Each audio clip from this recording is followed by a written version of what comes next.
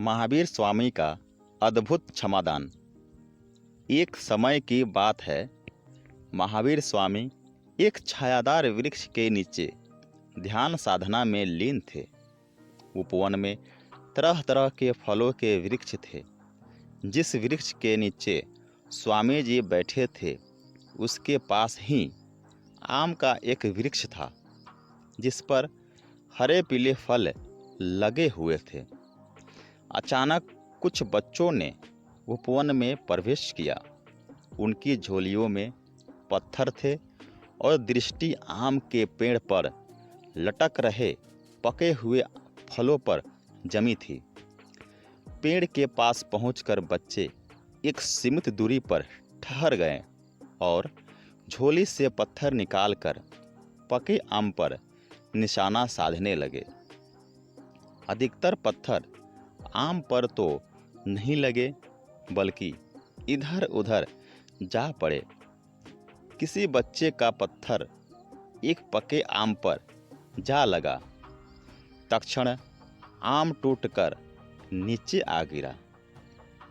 बच्चों ने खुशी से किलकारी मारते हुए दौड़कर आम उठा लिया।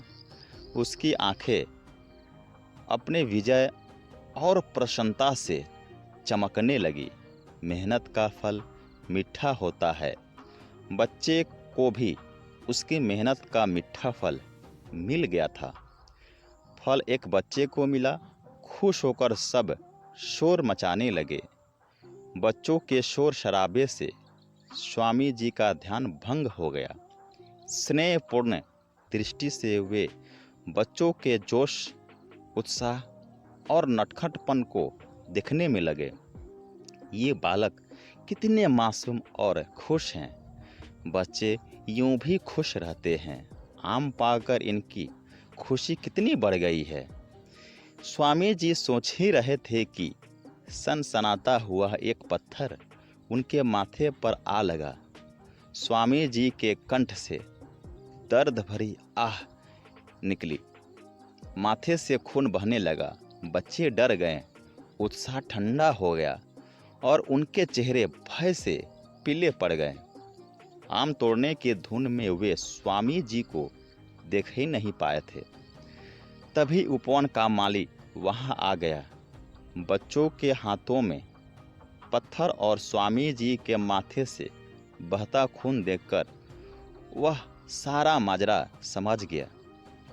सहमे खड़े बच्चे माली को देखकर और ज़्यादा भयभीत हो गए। पिटाई की भय से पत्थर फेंककर वे भागने लगे, लेकिन माली ने उनसे तेज दौड़कर दो बच्चे को पकड़ लिया।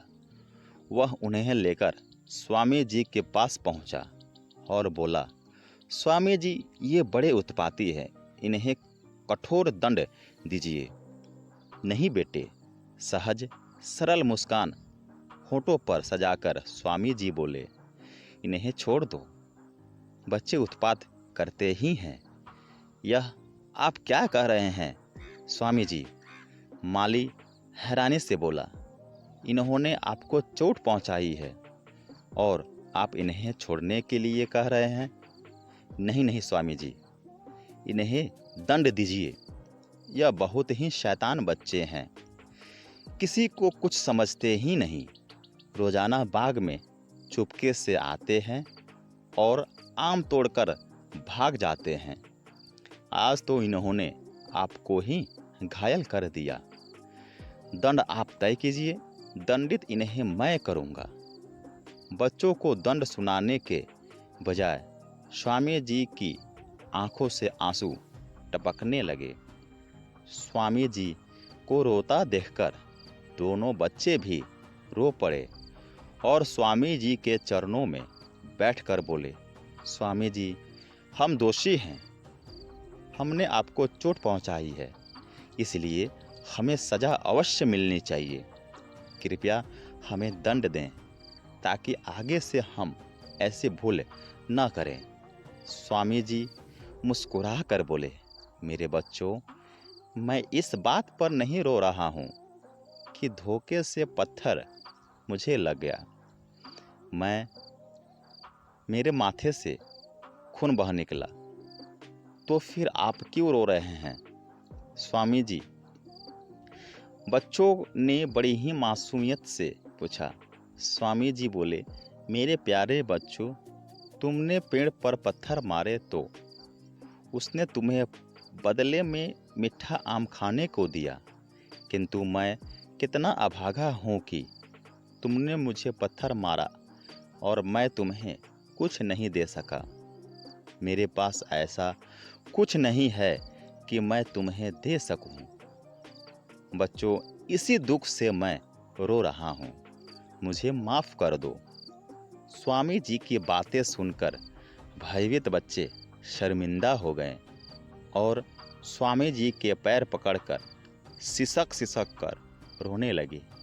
स्वामी जी बच्चे के सिर पर हाथ फिराते हुए बोले, मेरे प्यारे बच्चों, चोरी करना पाप है, वृक्ष पर पत्थर से प्रहार करना हिंसा है। वचन दो कि जीवन में कभी चोरी और हिंसा का मार्ग नहीं अपनाओगे। स्वामी जी का प्रेम, सहृदयता एवं क्षमा भावना को देखकर बच्चे रोए जा रहे थे।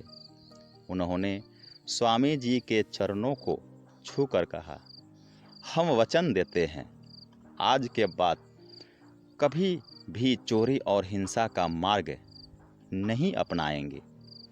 स्वामी जी का उपदेश सुनकर बच्चों के साथ साथ माली भी उनकी चरणों में नतमस्तक हो गया। दोस्तों, इस कहानी से हमें शिक्षा मिलती है, सदा दूसरों को कुछ देने का भाव व्यक्ति के मन में रहना चाहिए और यदि किसी को क्षमादान दिया जाए तो इससे बड़ा उपहार एवं दयालुता कोई नहीं है। बच्चे उदंड होते ही हैं, यदि उनमें चुलबुलापन और चंचलता न हो तो बच्चे कैसे? स्वाभाविक है कि चंचल मन नादानी में गलतियां और अपराध भी कर बैठता है। अतः बच्चों के प्रति हिंसा का भाव न अपनाकर उन्हें समझा बुझाकर नेक रास्ते पर चलने की शिक्षा देनी चाहिए। Thank you.